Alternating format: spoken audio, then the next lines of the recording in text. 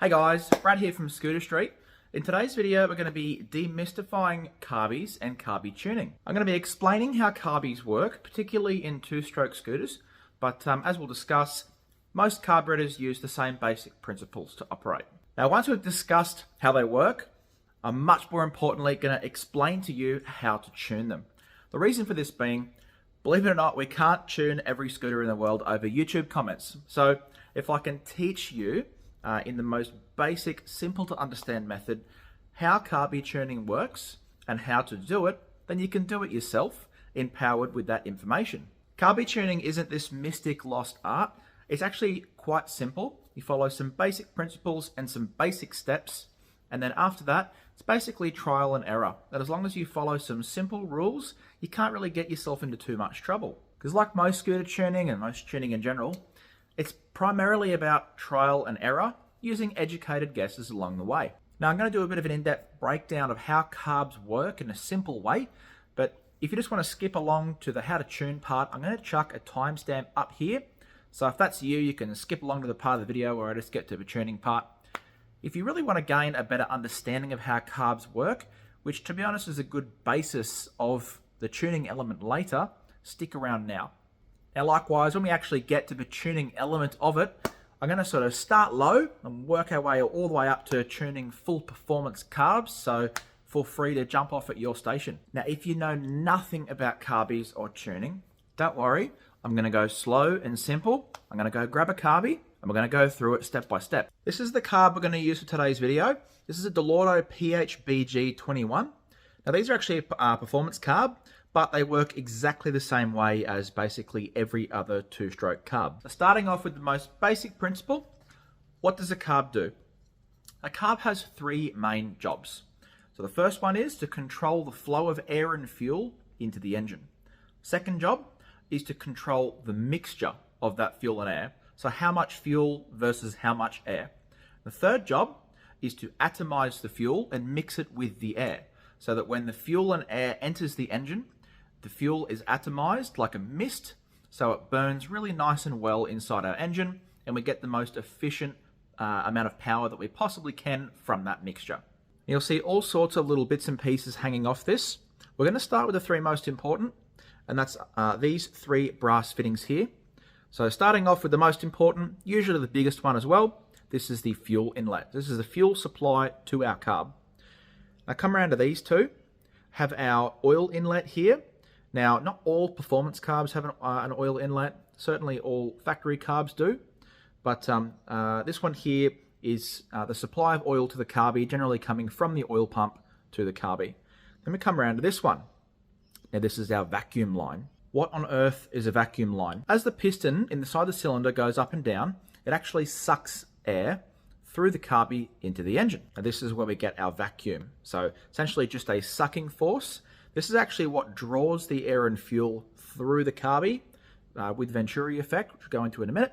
But that's actually what draws the fuel and air into the engine, because an engine is essentially, in many aspects, a pump. Now, as the engine creates this vacuum, that vacuum force via a line is transferred to the vacuum operated fuel tap. As soon as the vacuum starts, essentially, it opens the fuel tap up. And then likewise, as soon as the engine shuts down and stops creating vacuum, that vacuum force goes away, and the vacuum operated fuel tap closes itself. Okay, so first job of a carburetor, controlling the air and fuel flow into the engine. How does it do this? When you twist your throttle is attached to a cable. As you twist it, pulls the cable. That cable is attached to the top of the carb here, which through here is attached to the slide, which is the main moving part of the carb. Now if I take my slide cap off here, we'll find the return spring in there. Now this is the part that forces the throttle cable to return, so when you let go of the throttle, it snaps back. This is the spring responsible for doing that job. Okay, so then we'll see right here, as I open it up, it opens the slide. So as you throttle up, the slide pulls up. Now because our engine is actively sucking, creating a vacuum, as the slide opens up, it allows the engine to suck fuel and air. Now when you let go of the throttle, or if you throttle back, forces the slide to close, which obviously restricts the flow of fuel and air into the engine. Now right in the center of the slide down here, you'll see as I open it, that little metal spike in the center. I'm going to pop our slide out. Now that part there is the needle. I'm going to set it aside and we're going to talk about it later. Now, popping the slide back in, this one here is our idle setting. So the more you screw this screw in, you'll see at the very bottom down here, the more you screw it in, the more that little gap at the bottom of the slide opens up. So essentially, as you screw this in, it just opens the slide very slightly, increasing your idle. Now the little screw next to it, that's the idle mixture setting. You cannot tune the scooter with this. That just controls how rich or lean the setting of the idle is. So with the top of the carb pretty much explained, we're going to come down to the business end of the carb. This here is the bowl, this black part. So I'm going to pop this off with the 4 screws. And we're going to have a look inside. Now, this is a beautiful mechanical system, very simple. So I have our main jet, idle jet or pilot jet, this small one down in here. And then this one here is our choke jet. This black plastic piece here, this is the float. So if we turn the carby the right way up, fuel comes in here, it's controlled by a small valve inside here. So as the float floats up, so the bowl fills up with fuel, makes the float float, it actually goes up and closes that valve off so no more fuel comes in and it doesn't overwhelm the carb. As the fuel starts to drop, you start to throttle, you're using fuel, the level in the float, in the bowl drops, the float goes down, opens the valve up, lets more fuel in, and this sort of beautiful mechanical system just continues like that to make sure that the bowl always has fuel in it to supply to the engine. Now when you're tuning a carby, at least 80% of what you're tuning is the main jet. Now it's called the main jet because it's the main fuel supply to the engine. So if you see the main jet here, we follow this down here to this little brass fitting just here. You'll see why it's the main supply to the engine, because that comes straight down and straight into the throat of the carb and supplies the engine with fuel. Now this leads nicely into the second job of the carby, which is the mixture of the fuel and air going into the engine. Now, mixture is referred to as more fuel to air is richer and less fuel to air is leaner. So the way that the main jet does this, a bigger main jet supplies more fuel, so essentially just the hole in the center of the jet. If the hole is bigger, more fuel is going to get in for the same amount of air, and if the hole is smaller, then less fuel is going to get in for the same amount of air. Hopefully you're still with me. So slide goes up and down, that moderates the airflow, so it restricts it or opens it. Fuel comes through the main jet, comes out of this little brass fitting here called the atomizer and goes into the engine. Now, if we're moderating our airflow, that means we need to moderate our fuel flow as well, so we're keeping the same mixture. Otherwise, say if you're at half throttle, so you've got half the air, but you've got the full amount of fuel, it's going to run really, really rich and horrible. So the way we do this is with the needle. So the needle actually goes up into that little brass fitting, or the atomizer. The needle is tapered, which means it's a spike. The further the needle goes up, it's actually attached to the bottom, it actually goes through the slide, it's attached to the slide. So as the slide closes, the needle slides up into the atomizer, and because of the taper, it blocks off the fuel flow. So if you go from full throttle to half throttle, the slide half closes, it closes off half the air, and because of the spiked shape of the needle, it also closes off half the fuel. Now the last two things we need to explain in our carby breakdown is the idle and choke jet. We're going to start off with the choke jet because it's boring. This is the choke jet here. All the choke jet does is allow more fuel into the engine when the engine's cold. So most factory scooters have an auto choke. This is a PHBG, so this is manual choke only.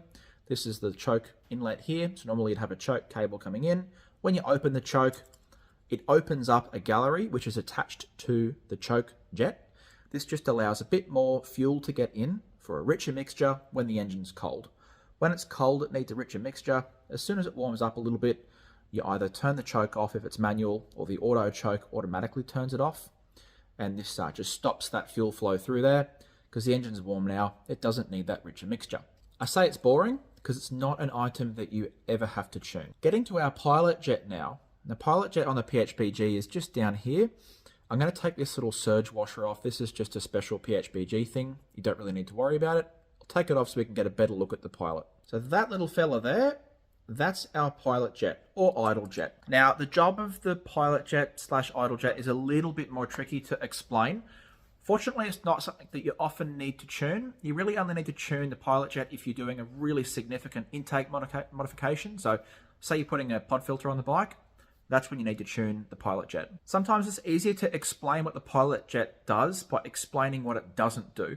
So the slide and the main jet, as the slide opens, it's supplying more air to the engine. So the main jet's job is to maintain the same mixture. So more air, the main jet gives more fuel to keep the same mixture. Now when the slide is all the way closed, the main jet's pretty much all the way closed. So where are we getting our fuel from to let the bike idle? Well, this comes from the idle jet. So the idle jet supplies the base amount of fuel the engine needs just to run at all. And then as the slide opens, the main jet does the rest. So why would you need to tune your pilot jet if you put a pod filter on the bike? This is going to get into the weeds a little bit, so I'm going to try and keep it simple. Two-strokes generally run a little bit rich at idle. That's why you shouldn't let your two-stroke idle for a long time, because you can foul the plug or gum the plug up with carbon. It's not getting hot enough and it's running rich, which means that the fuel and oil turns into carbon in the engine and fouls the plug, just gums it up with carbon. Now, part of the reason that it runs rich, I'm going to have to get into the venturi effect that we talked about earlier. So this is the slide. You'll notice the slide has one flat side and one tapered side, or sort of cut side. I won't fully go into it, but essentially this shape causes like a low pressure area in this area. Now the fuel comes up directly into the center of the slide. That's where it comes up because the needle's coming through the center. So as you throttle, the airflow causes a suction effect that comes up through the main jet, through the bowl into the engine. So say you jam your throttle on, air can basically get straight into the engine, straight away. The fuel, however, has to get sucked up by that venturi effect up through the carby, through the main jet, past the atomizer, through the needle, and then it goes in. So there's a slight delay. So if we have all this air arriving in the engine, but we have a delay on the fuel for probably about 1 second, 1 to 2 seconds is what I'd say that delay is. For that 1 to 2 seconds, where are we getting our fuel for all that air? This is the reason the idle or pilot jet is tuned a little bit rich. It won't be all the fuel that the engine needs, but because it's a little bit rich, it's just enough to carry the engine over for that 1 to 2 seconds until the supply from the main jet comes in and makes up that difference. Now, bringing it back to why you would need to tune the pilot jet if you put a pod filter on the bike, if the pilot jet is making up for that delay of fuel getting through the main jet into the engine to meet that first couple of seconds of air, if you put pod filter on, you've just increased the volume of air getting into the engine during that first couple of seconds. So it stands to reason that you'd need to increase the size of the pilot jet to make up for that additional air for that first couple of seconds. Okay, now that we have a pretty good understanding of how a carb works, we can get to the fun part, which is how to tune it. How do you tune your carb for your engine? The first question you need to ask is, when do you need to tune the carb? The answer to this is you must tune the carb anytime you change anything to do with the combustion system of the engine. This is from the tip of the air intake to the tip of the exhaust. Any part you change between those 2 points, you must tune the carb to suit. This means if you put a performance air filter on the bike, if you change the airbox, if you put a bigger carby in it, if you change part of the intake system like the air inlet or the intake manifold or the reed valve, if you put a cylinder kit on it, if you put an exhaust on it, even if you significantly modify the factory exhaust, you must tune the carby to suit. If you don't, the engine will run poorly, and if you do it wrong enough, you can actually seize the piston as well or cause other engine damage.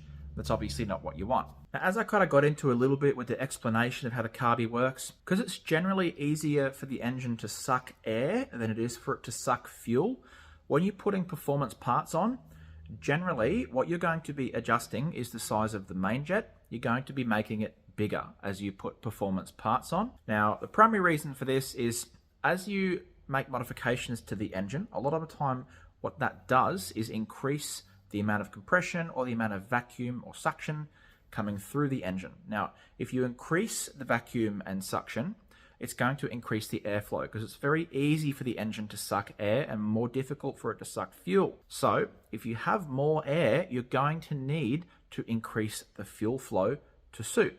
Now we do this by increasing the size of the main jet. You might think to yourself, I've just put a performance exhaust on my bike. How does that increase the compression? I didn't put a bigger cylinder kit on it or something. The reason that two-stroke exhausts are a funny shape is because they're designed to create a pulse inside. That pulse reflects back and it sucks the gas, the exhaust gas, out of the cylinder. That's why they call it an extractor exhaust. It's sucking the air out. Now, if it's sucking the air out of the cylinder, that means that there's a greater force of suction into the cylinder. So you may not necessarily have drastically increased the compression, but you have increased the draw through the engine. Now, more draw means more and faster flow of air. Faster flow of air means, obviously, more air. More air means you need to increase the fuel.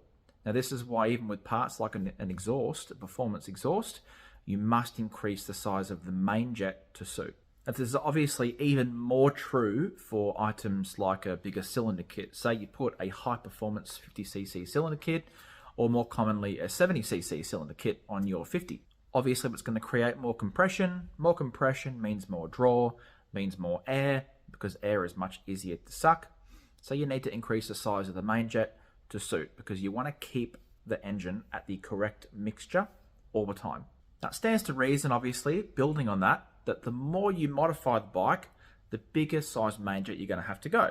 So say you have a Piaggio Zip, it's a really good example, and you put a Malossi Wild Lion exhaust on it. This is a very basic performance exhaust. Now, you might go up 10 points in the jet size. And then a little bit later you decide, oh, this isn't enough performance, I want more performance. So you buy a 𝐂𝐡𝐴 R. Well, because the 𝐂𝐡𝐴 R is a higher performance exhaust, it means it creates far more draw through, or has a far higher extraction effect than the Wild Lion exhaust. Now, because of this, you're of course going to need to add more fuel. Higher performance, more fuel. Now, at the start of the video, I described some rules and principles that you can use, that we use at the shop, to make carb tuning easy. Now, there's two absolute golden rules. These are the most important rules. Number one, always start high and work your way down. Another way of phrasing that could be start rich and work your way down. Now, the reason for this is if you run your engine too rich, the worst that can happen is you'll foul a spark plug. That's what, 10, 15 bucks. Very low consequence. If you start low, or you guess low, and you're running the bike lean, that's when there's going to be a much bigger consequence. Because if you run the bike lean, you can seize the piston, and that's going to really suck. It's going to cost you a couple $100. You're not going to have a scooter for a couple of weeks while you're waiting for the parts to arrive. That's no good. If you start high and work your way down, it's also often much easier to tune, because you're trying to get to that sweet spot of the right jet where the bike runs properly and doesn't get too hot. And that's often much easier to find when you start rich and work your way down. And I'll get into why that is in a little bit. Now, golden rule number two, and I can't stress this enough, only change one thing at a time. I've been doing this since 2011, so what's that, 13 years this year? I can't tell you how many times I've broken this rule and had to re-remind myself, no, I know better than this. One thing at a time. Because no matter how tempted you are to do it, you might think, oh, I know, I'll change this and that'll fix it. Oh, and I'll just change that too. You take the bike for a ride and it doesn't ride how you expected it to ride. And now you're sitting there thinking, oh no, which change was it? Was it that change that I made, or was it that change that I made? And you know what you have to do? You have to go back and undo one of them. You go back to what you should have done in the first place, which is change one thing at a time. This is obviously a carb tuning video, but don't even change anything else on the bike between rides. Don't even change the rollers. A really good example of this is the Minarelli engine, the Yamaha engine. Often, if the rollers are too heavy, it actually makes the bike splutter. Generally, a bike will only splutter if it's too rich. See how it can start to throw you off? You might change the main jet and then think, oh, I'll change the rollers. That's got nothing to do with the carby. But maybe you made the rollers too heavy and now it's spluttering. Why is it spluttering? Is it spluttering because of the main jet, or is it spluttering because you changed the rollers? One thing at a time, not just the carby. Just a general rule for all of scooter tuning. Only make one change at a time. All right, now we've got our two golden rules out of the way. We can get to our secondary rules. Now, one of the most common questions is, how much bigger should I make the main jet? Now, most of the time when you're doing tuning of the main jet, it's because you're installing a performance exhaust or a 70 kit, maybe both. So how much bigger should you go on the main jet? How do you know how much bigger to go? Where's the starting point? A really great general rule of thumb that we've always used is if you're installing a performance exhaust, your starting point should be 30 to 35% bigger on the main jet. If you're installing a 70cc cylinder kit, the starting point should be 40 to 45% bigger than the factory main jet. Now, when you go up by these percentages, don't expect the bike just to ride awesome straight away. These percentages are designed to be rich, because tuning rich down is the correct and safest way to tune. According with our first golden rule, always start high, work your way down. The other reason, other than the safety of not causing engine damage, I mentioned earlier, bikes are often much easier to tune from rich down. Now, the reason for this, when a bike is rich, it'll splutter. Like, say for instance, when you first start your bike up and the choke's on, and you give it throttle, and it does that, this sort of splutters. It doesn't want to move. Now, if the bike is lean, it won't do this. It generally, if it's really lean, it'll sort of burp, and it'll sort of die out. As you come up from lean away from that sort of burping, it starts to clean up, but the bike might ride okay if it's slightly too lean, right up to the point that it seizes. So it can be quite difficult if you're tuning from lean up to be able to tell, am I a little bit lean or am I right where I should be? Now, compare this to tuning from rich down. Say you start off with a factory Piaggio Zip, a factory jet and a Piaggio Zip is 53. Say you put a performance exhaust on it and you start at your 70. You've gone up by roughly your 35%. The bike will splutter, and you go down to a 68, take it for another ride. It's still spluttery, but it's a little bit better. Then you put a 65 in it, you got to take it for another ride, and now it's riding really good. But just every now and again, you'll get a little then it'll sort of go again, just a little splutter. So you go down to your next size, now you're at a 62. Now the splutter's all gone, and it's riding really nicely.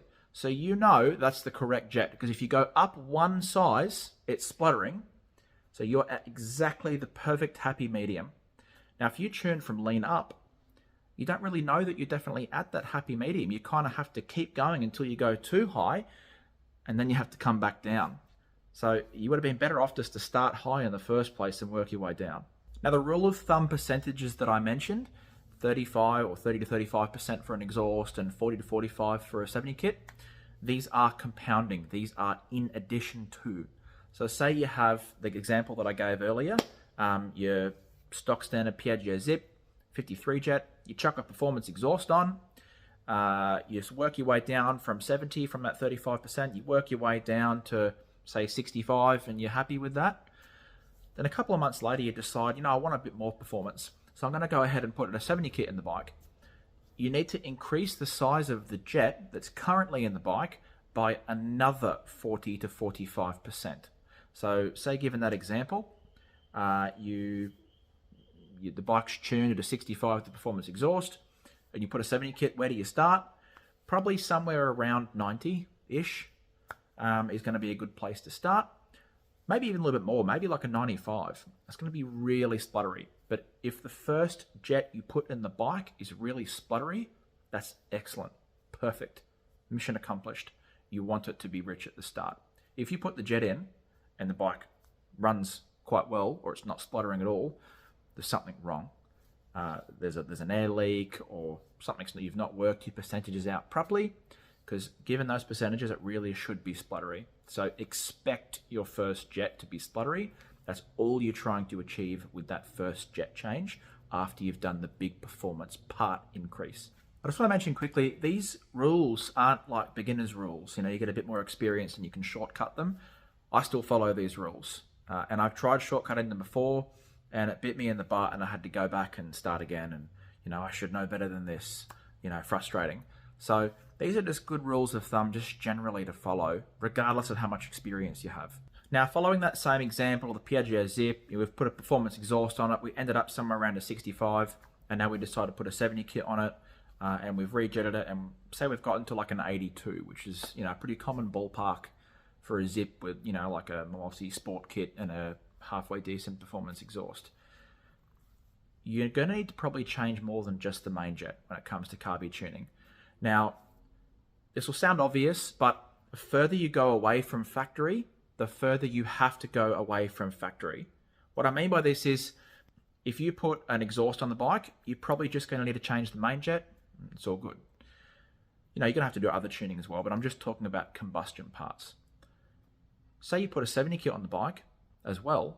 Well, now you're going to have to change quite possibly more than just the main jet. You're quite possibly going to have to get into maybe some needle tuning because you've gone further away from factory. So now you need to make the rest of the bike come further away from factory with those parts to make it all work together. What part of the carb do you tune first? You mentioned needle tuning or pilot jet or main jet or... Okay, there's a good rule of thumb that we use for which part of the carb you should tune first and what sort of order you attack it in. I'm going to have to split it into two sort of categories though. First category is factory. You're tuning your factory carb with your factory airbox. Yeah, you might have put some Molossi air stuffers or cut some holes or something in it. That's fine as long as we're talking about your factory carb and your factory airbox. The second category is if you've done a performance carb or you've put a pod filter on the bike. The tuning is going to be very different. So we're going to start with scenario 1, where you have your factory carb and your factory airbox. Now the order of tuning of factory carb, factory airbox is main jet first. Always your main jet first. This is the most crucial part of the running of the bike, and this is the part you want to tune. Now when you're tuning your main jet, you're tuning full throttle only when you're doing your main jet tuning. So you change your jet, you take the bike out, full throttle. Ignore everything else. Ignore your mid-range. Just worry about full throttle. Now the reason I say ignore the mid-range is because the mid-range is controlled by the needle, not the main jet. So you want to get your main jet right because that's the most important part.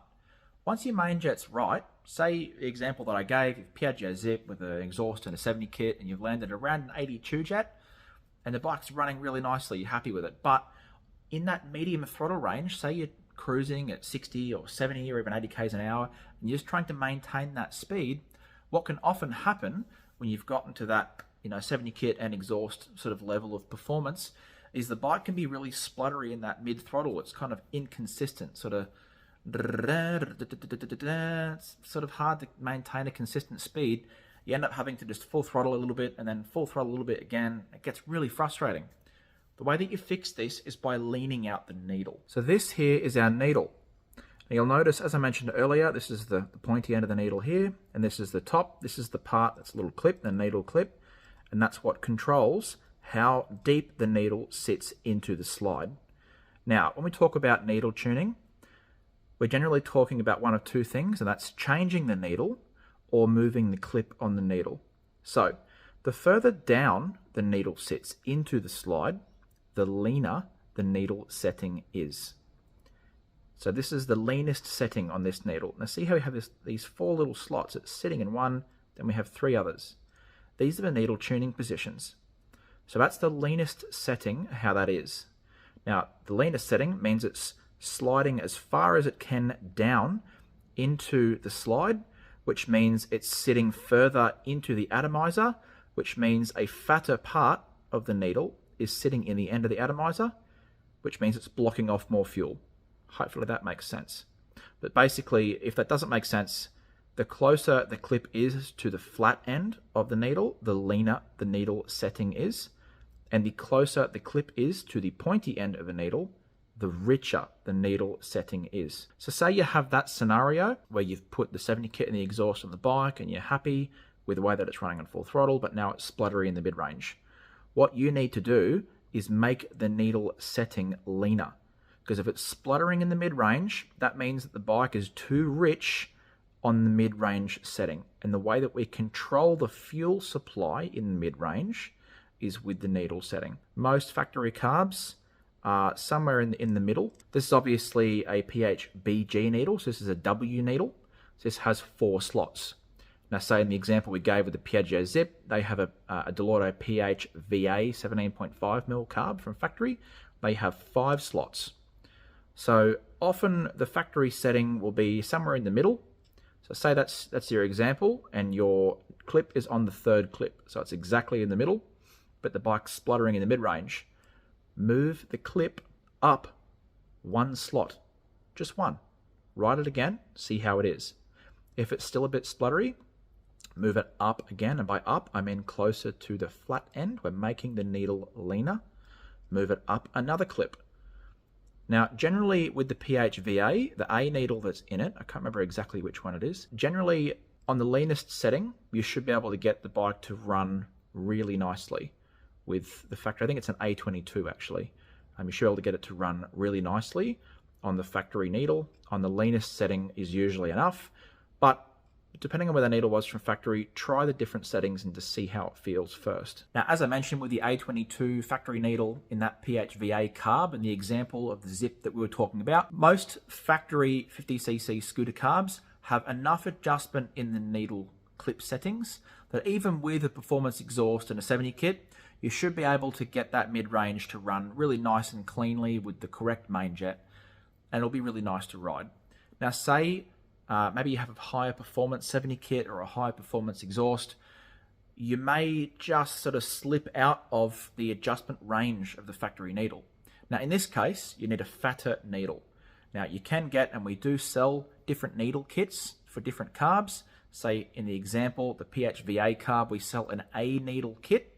Now, say this is you buy yourself a needle kit and there's like 10 needles in there and you're like, which one do I start with? What you want to do is you want to lay all the needles out against your factory needle, and you want to find the needle that's one size fatter than your factory needle. Now, a fatter needle is a leaner needle. Now, there's other elements to it. The taper can be in a different spot. Say, for instance, a taper on this one sort of starts at about here. You might get a different needle where the taper goes all the way up to here. So you just need to use a little bit of judgment. And to be honest, just muck around with it, play with it. The thing with the needle is you can't really seize the bike or cause any engine damage by mucking around with the needle. It's purely just about how nice and cleanly the bike will ride on mid-range. So have a play, but generally speaking, a thinner needle is a richer needle and a fatter needle is a leaner needle. So just go up one sort of size of fatness, if that makes sense, at a time. And see how you go. Fiddle with it and play with it. Needle tuning can be a little bit tedious, but it's worth it when you get to that right setting. Okay, we've pretty much covered category 1, factory carb, factory airbox. Now we're going to come to category 2, and this is where things start to get a little bit different. Now this is going to apply to you if you've put a performance carb on the bike or you've put a pod filter, because the order is going to change just a little bit. Now even this category, I'm going to have to kind of split up into subcategories of 2. The first one being factory carby with a pod filter, and the second one being a performance carb, with or without a pod filter. So factory carb with a pod filter. What's going to be different about this, as I sort of alluded to earlier with the carb explanation, is you're going to need to change your pilot jet. Now what can be slightly tricky about this, and why you need to tune your pilot jet first when you're doing, say, a pod filter, is if your pilot jet is really wrong, it can actually throw your main jet tuning out. So say an example, say your pilot jet is way too rich and you leave it and then you move on to your main jet tuning, you're going to keep reducing your main jet to try and get rid of that rich splutter, right? You can actually get to a point, because your pilot jet's too rich, you've reduced the main jet so much to try and counteract it to get rid of the splutter, the bike ends up being too lean on full throttle and you can end up seizing it. So you really need to get your pilot jet correct first. But at the same time, it is important that you sort of get your main jet within a ballpark so it doesn't throw the pilot jet out. So the best way of doing this, say in the example that we gave of the Piaggio Zip with a 70 kit, a performance exhaust, factory carb, and a pod filter. If it were me, I would probably start the main jet off at somewhere like a 110 or a 115. With a pod filter, it needs a big, big fat main jet. Then I would focus on the pilot jet. Now the way that you do this is by focusing entirely on the first 2 to 3 seconds of throttling. So in the same way with the last category, how I mentioned totally ignoring everything other than full throttle when you're tuning the main jet, the same thing applies here. Totally ignore everything other than that first 3 seconds of throttling. You want to sit there at idle, warm the bike up so it's not on the auto choke anymore or a manual choke, depending on what kind of choke that you've got.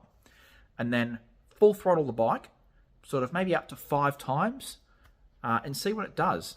Now, if you full throttle the bike, say you've ballparked the main jet and you've gone sort of pretty rich on the pilot jet, full throttle the bike, if it's really spluttery for that first sort of 2 to 3 seconds, and you've repeated this test 4 or 5 times, you're probably rich on your pilot jet. So I want you to go down one size on the pilot jet and do it again. You want to rinse and repeat this process, and what you'll find is as you start to work your way down, same as with the main jet, that first 2 to 3 seconds of throttling will start to clean up. Now, when it gets to a point where you want it to be, is the bike takes off really nicely for the first 2 to 3 seconds, and then it starts to splutter. That means that your pilot jet is correct and your main jet is rich. Perfect. This is where you are. That's absolutely perfect. Mission accomplished. Because that means that now you can just focus on your main jet. Pilot jet's done, out of the way, and now we can completely focus on our full throttle general riding. We can get the main jet right. Now, this is where pod filter tuning can be a little bit difficult because it takes time. It can be a little bit frustrating. And this is also part of the reason why I've said in other videos, don't even try putting a pod filter on your bike unless you have at least a 70 kit and a decent performance exhaust, because pod filters can be quite finicky and difficult to tune even in the best of cases.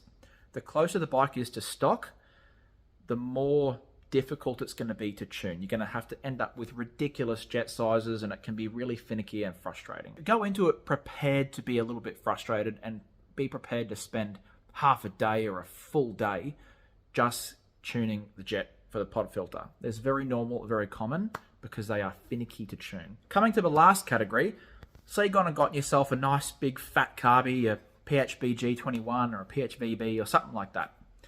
What's different about this compared to the previous category is you're kind of starting completely from scratch. You have no basis to work up from. What I mean by this is, at least with your factory carb, you had a good working setup from factory, and then you can sort of work your percentages out and come up from there.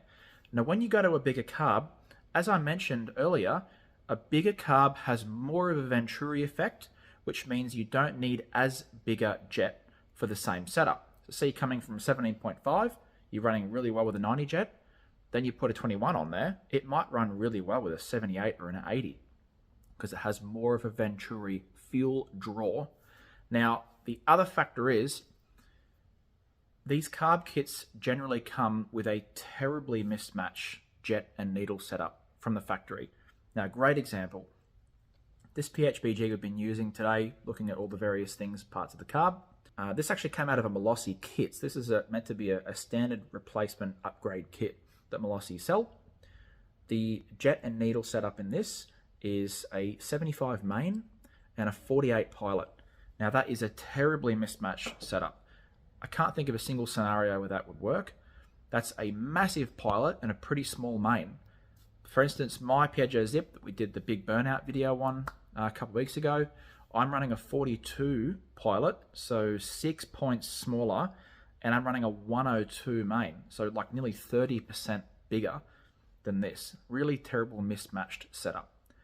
The other factor is the W16 needle these PHBGs almost always come with is very thin and very tapered, so it's so rich, it never runs nicely in the mid-range.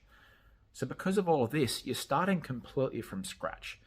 This more or less just means that you need to be prepared to be extremely patient, because you're starting with almost no information at the start, which generally means you need to start super high and very slowly work your way down, using exactly the same principles that I discussed in the last category of ballparking your main and then getting your pilot right. Then once your pilot is right, then work on the main. And then once the main is right, then work on the needle. Now, like from experience, I can give you some relatively sort of ballpark hints, particularly with the PHBG.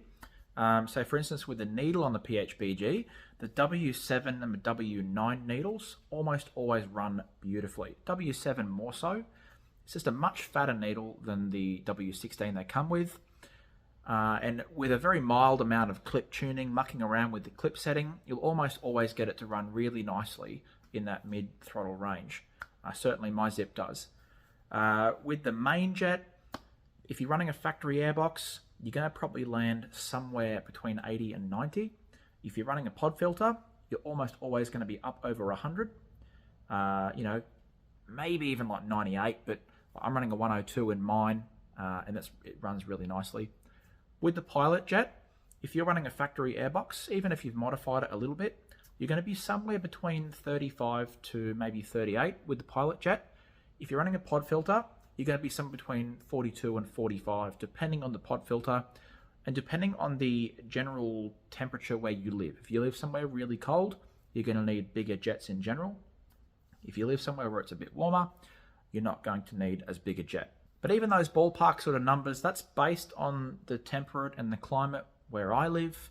That's based on the types of scooters that I tune and the types of cylinder kits and exhausts that I like to use and the way that I like to tune bikes. So regardless, if you're putting a big performance carb on the bike, you need to be patient, set aside at least a couple of days to tune it. I'm experienced and it still takes me a good half a day to tune a PHBG from scratch. It's going to take you, if you're not experienced, probably up to a couple of days. You might get really lucky and get it done pretty quickly. You might ballpark it and you're really close. But the big thing with this is being patient and following the process. You must follow the process. If you don't, you're going to cause engine damage, or you're going to get really frustrated, or you're going to end up chasing your tail. If you've not done a lot of scooter tuning before as well, another big hint I could give you, get yourself a piece of paper or a notepad and write down all of the settings each time you make a change, making one change at a time, following the second golden rule. But write down the settings, and then when you get back from a test ride, write down how the bike behaved. Because if you need to go back through later and change something else, you can refer back to that page or that list of settings and make sure that you're not chasing your tail and redoing things that you've already done. Now, the last thing is, if you've had anything to do with two-stroke tuning before, you've spoken to people about it, you might have heard about them tuning by the color of the plug. Now, this is true, but it's really just the last final check. So generally when you're tuning sort of scooters, unless you have a dyno and a weather station and all sorts of other gear that no one really has to tune with, you're tuning by feel and sound. So if the bike feels good and it sounds right, it's not spluttering or doing the burp sounds or anything like that, once you got it to a point that you think it's where it should be, that's when you put a brand new spark plug in it and take it for a good hard ride, almost only on full throttle. Then come back and check the plug color. If it's black, it's probably rich, something's going on. If it's white, then you're way too lean. Generally, you want it to be like a nice light brown color, often called biscuit. It's almost like the color of sand. That's where you want it to be. Now, if you follow these rules in order and you don't break them, I promise you'll be able to tune your carb. Even if you're mechanically inept, you'll be able to do it. Carb tuning isn't magic. It's essentially just problem solving. You're trying to go from having a problem to having no problems, or often in most cases from having a few problems to having no problems. And that's why we have the process. So you can break it down to one problem at a time and solve one part of the carby tuning issue at a time. Thanks for watching, guys. Look, hopefully there was some useful info in there for you.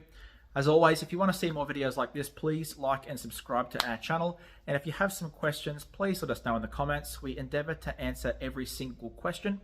And if you have maybe some other content or subjects you'd like us to touch on, please let us know. We do try to be really proactive with taking requests in comments and adjusting the types of videos that we make accordingly.